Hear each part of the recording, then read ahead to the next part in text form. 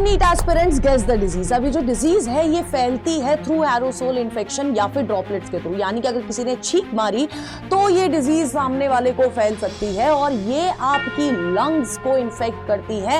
Alveoli जो आपकी lungs में प्रेजेंट होती है उसके अंदर फ्लूइड फिल हो जाता है, जिसके वजह से आपको आता है फीवर। फीवर के अब साथ आती है चिल्स, कफ, हेडेक और साथ की साथ जब बहुत खराब कंडीशन हो जाती है तो आपके नेल्स का जो कलर है वो भी ब्लूइश हो जाता है। अब ये कुछ सिम्टम्स हैं इस डिजीज के and it is caused by Haemophilus influenza and Streptococcus. अब आप मुझे ये बताइए कि जो बैक्टीरियल डिजीज है इस डिजीज का क्या नाम है?